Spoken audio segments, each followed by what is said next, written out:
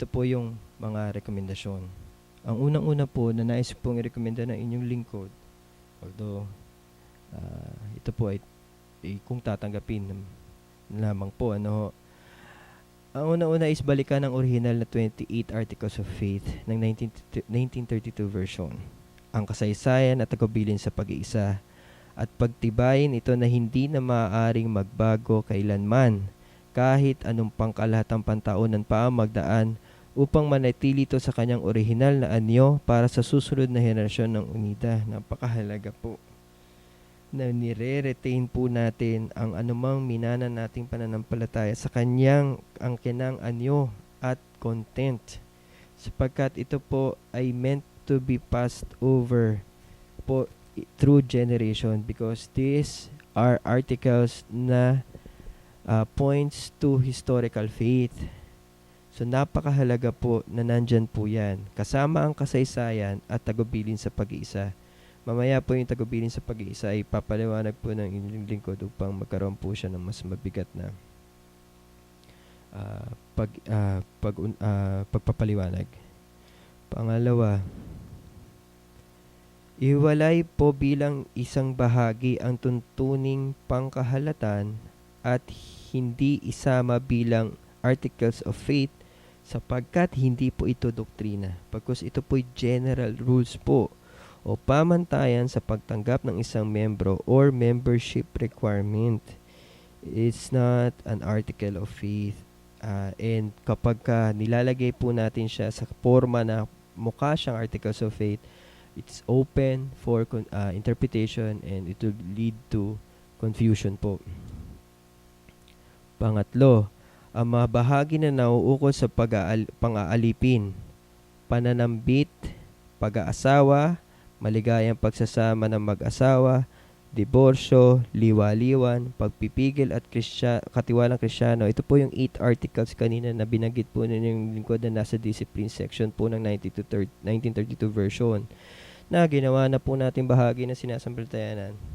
Ayon po sa kanyang forma sa 1975 and 1998 version po ng ating konstitusyon. Ang rekomendasyon po ng inyong lingkod ay gawin po itong hiwalay na bahagi at hindi isama bilang AOF, sapagkat hindi po ito doktrina. Ito po ay disciplines na naglalayong bigyan ng mas mahabang paliwanag ang mga kaugalian na inaasahan sa isang miyembro na matatagpuan po sa tuntuning pangkahalatan. Magkakadugtong po kasi sila eh. Unang-una po yung articles of faith, yung tuntuning pangkahalatan, saka po yung mga disciplines. So, dapat po hiwa-hiwalay po siya. And lastly po, at ito po yung nais ko pong bigyan diin din, na mamaya po ipapaliwanag ko pa further, yung pong pagbabalik, aral at pagsusuri sa mga articles of faith tungkol sa paggamit ng iba't ibang wika, bautismo, at kapuspusan ng Espiritu Santo at kaloob ng Espiritu Santo, sapagkat ang bahaging ito ay merong napakalaking pagkakahawig sa pananampalatayang Pentecostal. Ang articles of faith po meant to affirm and deny or put down doctrines prevailing po during our time. And it means po that if we have these articles in our constitution, meaning we are affirming these articles or of belief, na kung titignan po natin, ayon po sa pag-research ng inyong lingkod, ang mga articles po na binanggit ay napakahalaki po ng pagkakahawig sa Assemblies of God, isa pong pinakamalaking Pentecostal denomination sa Amerika, na ayon po sa kanilang pananampalataya o artikulo ng pananampalataya, baptism of the Holy Spirit po entitles everyone po ng lahat ng mananampalataya to receive it. And explicitly po nandito, it is normative to experience of all believers as with the early Christian church, and it comes with a specific power, powerful, victorious Christian living that would be a result of the spiritual gifts that would be specific to every ministry po. So it also affirms po baptism of the Holy Spirit, or baptism of the Holy Spirit as accompanied by the physical sign of speaking in tongues. So, magkakabit po yan. It's a theological consequence po of believing in the baptism of the Holy Spirit. Next po kasi dyan is yung Church of God, the second largest organization po ng Pentecostal sa Amerika. They believe in the baptism of the Holy Spirit subsequent to a clean heart, speaking in tongues as an evidence of the baptism of the Holy Spirit, and consequent to that, they believe in baptism by immersion and adult baptism. Okay, ano po yung mga point of contentions po dyan? Unang-una, okay, compare po natin yan sa ating Articles of Faith. Yung pong Articles of Faith tungkol sa paggamit ng iba't ibang wika ay nag-a-assume na ang speaking in tongues ay nangyayari sa mga iglesia. At ito'y nagbabawal lamang sa paggawa nito na walang tagapagpaliwanag. Balikan po ninyo yung article po na yun. It is assuming that speaking in tongues is happening in the church. And the only reason na hindi natin siya gagawin or we discourage doing it is kung walang tagapagpaliwanag. That's actually foreign to the original 28 Articles of Faith po na minana natin.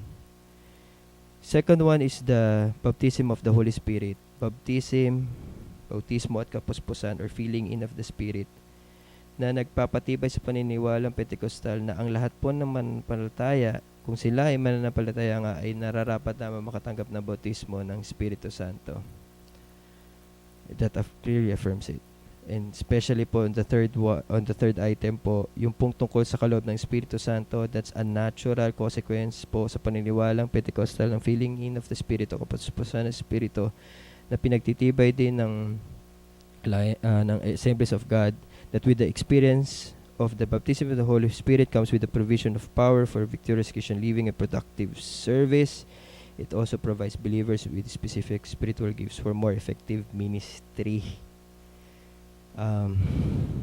May mga implikasyon pong pang-doktrina ang paniniwala po sa bautismo sa Espiritu Santo na po that would be either contrary or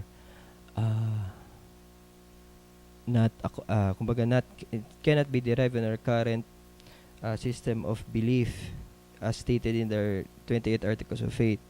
Ang unang-una po, by implication po ng paniniwala sa doktrina ng bautismo ng Espiritu Santo, yung pong pagpapahalaga po sa believer's baptism over and against infant baptism na tinitindagan po natin hanggang ngayon. That would be giving more emphasis to believers' baptism as a consequence to the baptism of the Holy Spirit. When you're an adult, able to believe that Jesus is Lord. Yun po yun eh. And secondly po, ang paniniwala sa spiritual gifts would lead not only to speaking in tongues, but then isasama na po natin dyan sa mga susunod ang divine healing, slaying with the Spirit, at ito pa pong paniniwalang Pentecostal na nagbibigay po ng power sa kanilang ministry, that continuously affirming the role of the Holy Spirit in our current age. Ito lamang po at meron pong part 3 at nais ko po tigil na lamang po dito ang komento po dito sapagkat this will be open to a lot of further discussions sapagkat these are all concerning everyone. So, pupunta po ako doon sa part 3. Doon po ako magtatapos sa tagubilin po ng pag-iisa na iniwan po sa ating mga magulang sa pananampalataya.